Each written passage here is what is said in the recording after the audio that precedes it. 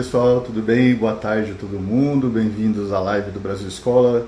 Quais seriam os temas aí, né, que a gente pode ter no Enem desse ano? Aliás, esses temas podem servir também para outros vestibulares, mas em especial para o Enem. Então, se você tiver alguma sugestão de tema, coloca aí também para a gente poder comentar, né, para a gente poder interagir aqui um pouquinho também. E eu vou comentar cada um desses temas com vocês. Eu selecionei 5 temas que eu considero que são temas mais prováveis, né? Temas que ainda não foram pedidos, temas que estão, né, em constante debate aí dentro da nossa sociedade. Então eu separei esses temas por acreditar que eles são os temas talvez mais próximos aí da nossa realidade, tá bom? Então hoje, possíveis temas de redação do Enem 2020. Eu vou pedir para você ficar esperto aí em relação ao print, tá? Porque como eu escrevi todos os temas aqui, e aqui a gente não tem tantos recursos como a gente tem, por exemplo, no computador, eu vou pedir para você printar, beleza? Quando eu colocar os temas na tela aqui, eu vou ficar paradinho para que você possa anotar esses temas depois, né? Essa aula vai estar disponível depois no canal do YouTube do Brasil Escola Oficial, mas se você quiser aproveitar já esse momento para printar essas informações, eu vou ficar paradinho, né, para a gente poder fazer isso direitinho. Tudo bem? Bom, eu vou começar aqui com o primeiro tema, né, que eu considero um tema relevante, tá? Um tema que tem sido bastante falado aí nos últimos anos e eu acho que é um tema plausível para a gente pensar aí em trabalhá-lo, né? Então, tema de número 1. Os impactos das fake news na sociedade brasileira. Tá dando para ver direitinho, né? Então, ó, quem quiser printar, pode printar aí. Sem careta, né?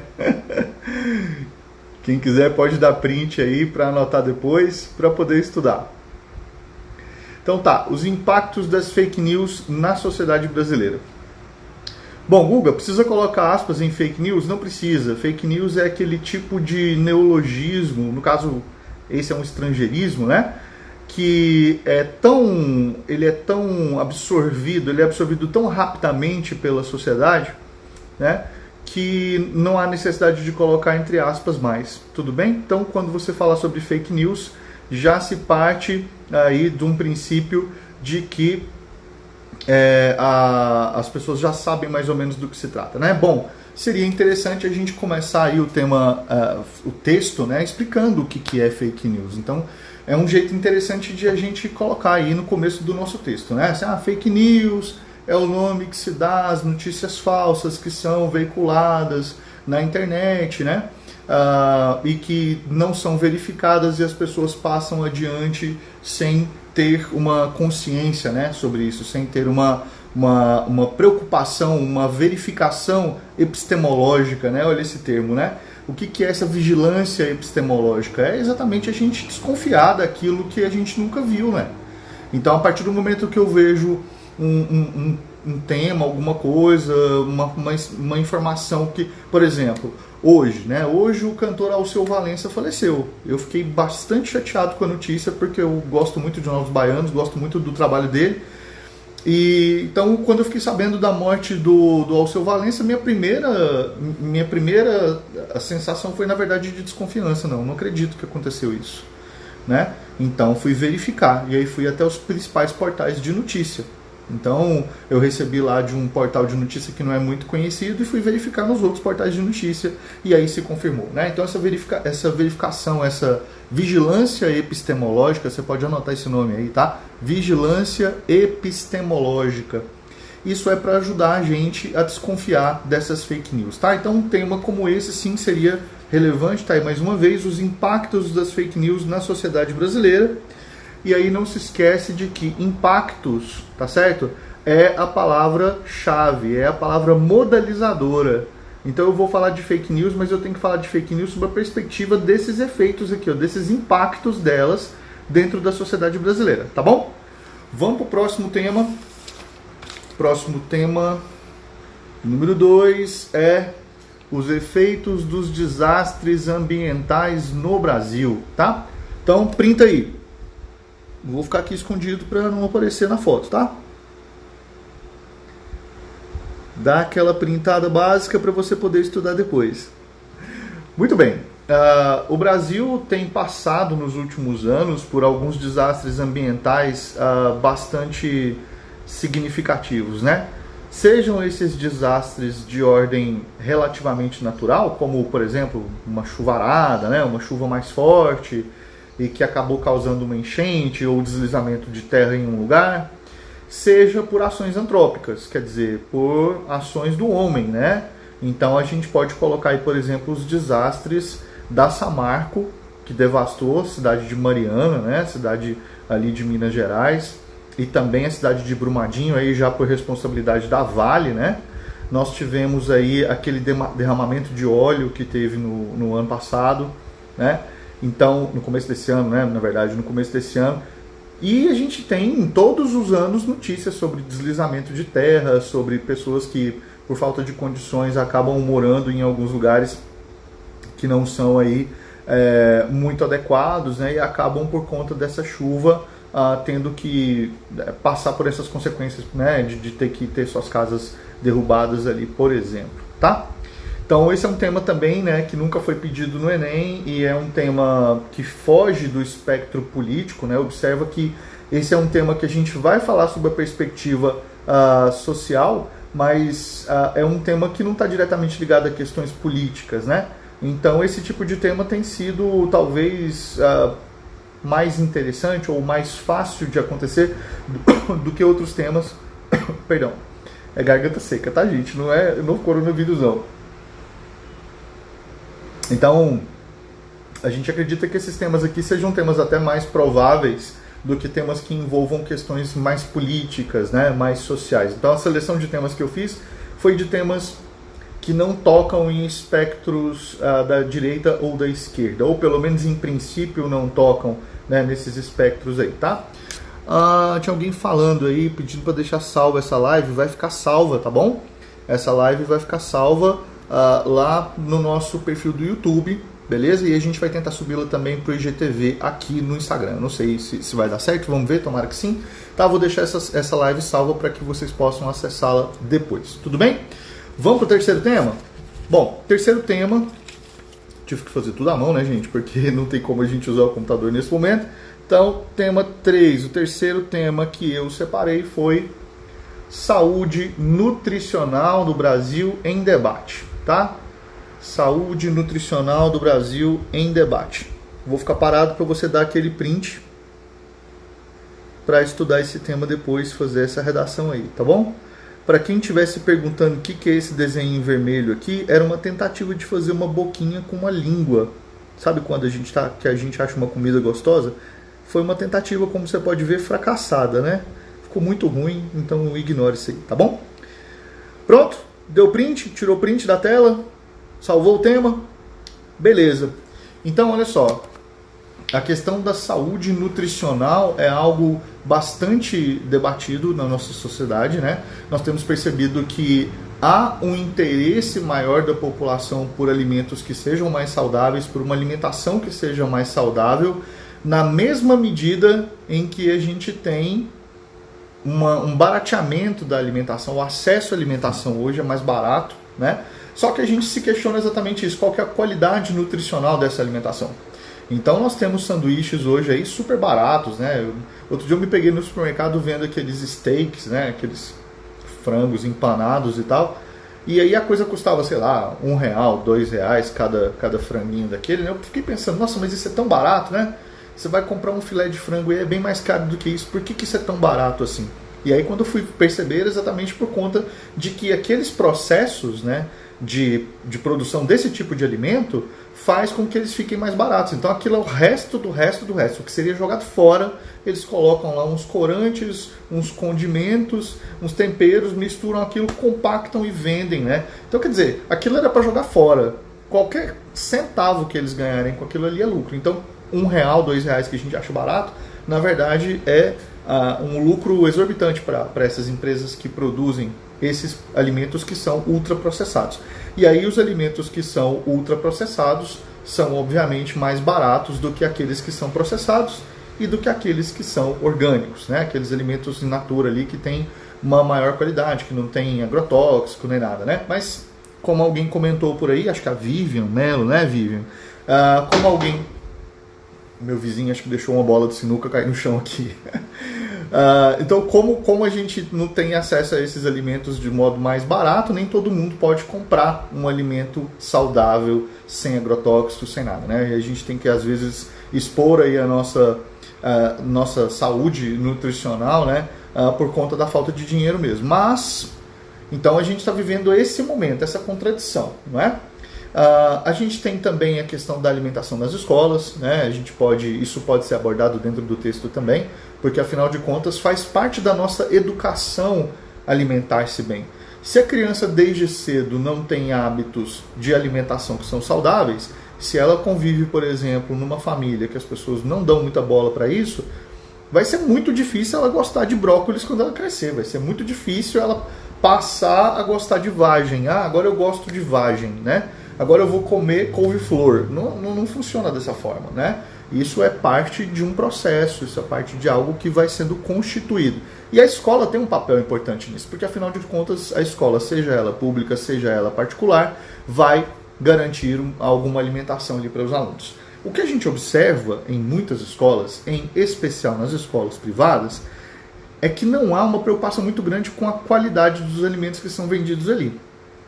Então, assim, eu que trabalho há 20 anos na rede particular, poucas vezes vi alimentos saudáveis sendo oferecidos. Em compensação, frituras, salgados com muita massa, né, pouco nutritivos, refrigerante, assim, ó, ou esses sucos de caixinha, né, que a gente sabe que são tão ruins ou piores do que os refrigerantes do ponto de vista nutricional, tá bom? Eu não estou aqui fazendo nenhum tipo de advocacia para...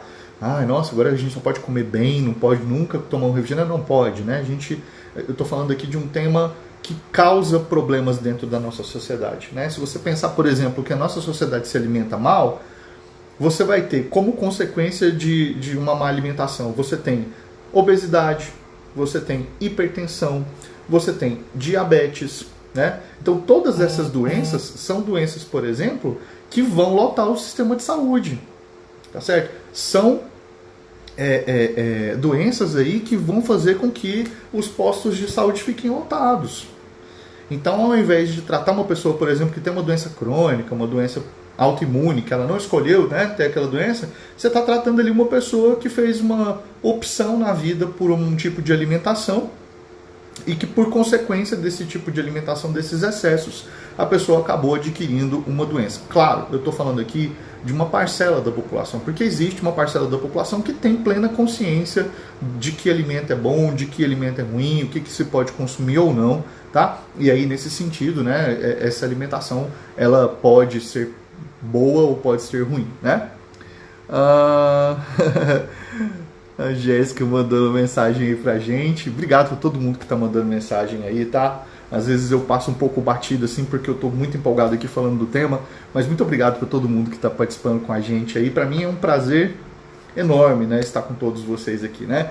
Vocês que me assistem aí nas videoaulas lá no YouTube, tô sempre lá dentro do estúdio, né? Sempre ali interagindo com os meus colegas que trabalham na produção, mas a gente não tem essa possibilidade de conversar aqui como a gente está fazendo agora, ou como a gente faz nas nossas aulas ao vivo, né?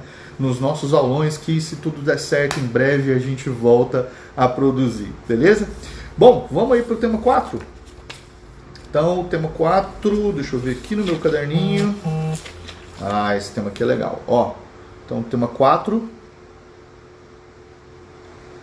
o acesso à informação em questão na sociedade brasileira. O acesso à informação em questão na sociedade brasileira. Dá aquele print aí para poder salvar esse tema.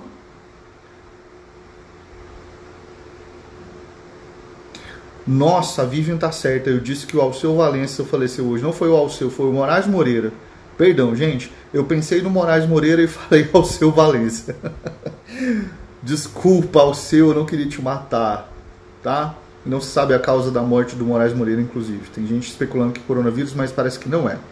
Bom, então o acesso à informação em questão na sociedade brasileira. Gente, esse que ficou esquisito, assim, como às vezes algumas letras, tá vendo esse tio aqui, tá esquisito também? É porque eu escrevo tudo de trás para frente, né? Porque senão o Instagram espelha, olha como é que eu escrevo. Tá vendo? Então, tipo, me perdoem aí não ter ficado tão bonitinho assim, mas dá pra gente entender, né? Eu acho que o mais importante é a gente conseguir entender o que tá sendo dito aí, tá? Sim, Flávia, a live vai ficar salva, tá? Perguntando aí, todo mundo estiver perguntando da live. Mas eu tô dando esse espaço para o print para quem não quiser aí acessar essa live depois. O acesso à informação em questão na sociedade brasileira. Aqui embaixo eu coloquei uma série de tópicos aí que podem ser abordados dentro de uma redação cujo tema vai ser esse, né? Então, é óbvio que a gente vai falar de internet, porque se a gente fala em informação hoje, não tem como a gente dissociar isso da internet. Né? Eu coloquei notebook aqui, por quê? Porque o acesso à informação muitas vezes vai se dar pelo meio do computador, né? Coloquei o nome do Insta aqui, como a gente geralmente o chama, né? Porque é uma rede social e redes sociais elas são muito importantes dentro desse processo de informação.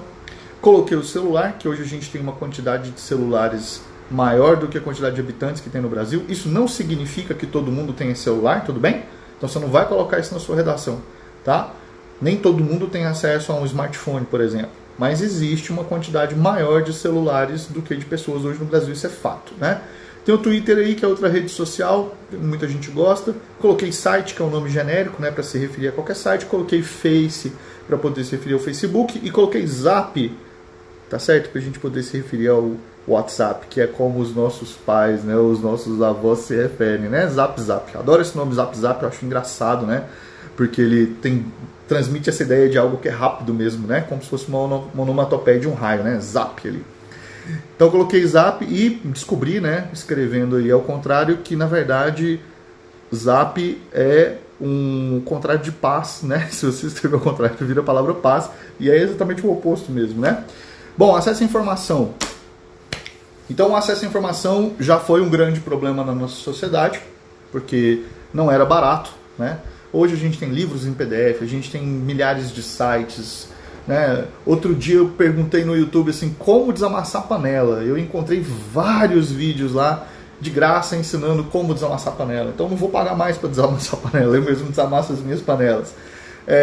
Por que eu estou dizendo isso? É porque eu não fazia ideia como é que se conseguia arrumar isso. Eu não fazia ideia, por exemplo, como é que trocava a resistência de um chuveiro. Pois foi assistindo a um vídeo no YouTube que inclusive era com a marca do meu chuveiro específico, né, que eu aprendi. Então o acesso à informação hoje ele é mais fácil. Isso significa que a informação é melhor? Significa que a gente está mais bem informado?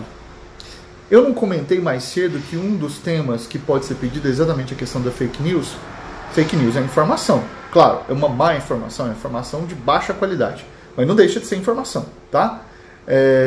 Ou é uma desinformação, tudo bem? Mas está dentro dessa categoria do que é informação.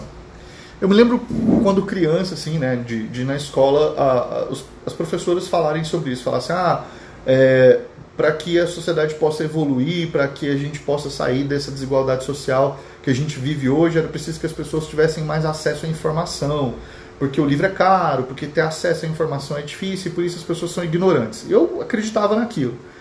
E aí, de repente, hoje a gente tem acesso à informação, né? É mais fácil a gente acessar a informação hoje. Se nem todo mundo tem acesso a ela, a maioria das pessoas consegue ter acesso à informação hoje. Mas isso não significa que as pessoas se dotaram de um espírito crítico. Isso não significa que as pessoas passaram a utilizar essa informação de modo mais substancial. Ao contrário, né? O que a gente tem visto é que as pessoas têm consumido informação sem refletir sobre elas, e talvez a desinformação hoje seja maior do que o acesso à informação, né? O desinformar-se acaba por ser mais forte do que a própria informação, né? Então é uma coisa importante da gente debater. Existe uma discussão sobre o acesso à informação aí, né? Aliás, a ONU, Organização das Nações Unidas, coloca o direito à internet como sendo um direito humano, tá? Isso é algo que você pode pesquisar depois. A ONU coloca o acesso à internet como sendo um direito humano, tudo bem? Então isso é legal de você colocar, né, de você colocar no seu texto como sendo uma referência, né, extratextual, porque às vezes isso não está lá no texto motivador e você traz essa informação para poder sustentar esse ponto de vista, tá? Bom, e para a gente fechar então,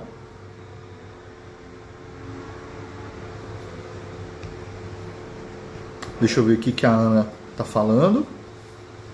Outro ponto também, acho que as pessoas atualmente estão ficando com muita informação e não conseguem processar todas.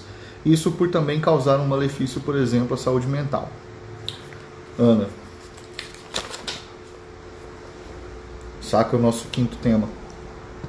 Os cuidados com a saúde mental no Brasil. Sacou? Dá o print aí, esse é o último tema que eu vou falar com vocês hoje. Meu tempo está estourando, inclusive eu preciso falar rapidamente desse tema com vocês. Bom, então de certa forma esses temas estão ligados, sim, né? É verdade, esses temas de alguma maneira estão ligados. E o fato de as pessoas não conseguirem processar as informações pode levá-las, por exemplo, à ansiedade, né? Pode levá-las a outras doenças. Pois bem, qual que é o cuidado que o Brasil tem com os seus doentes mentais? Qual que é o cuidado que o Brasil tem com as pessoas que têm problemas mentais?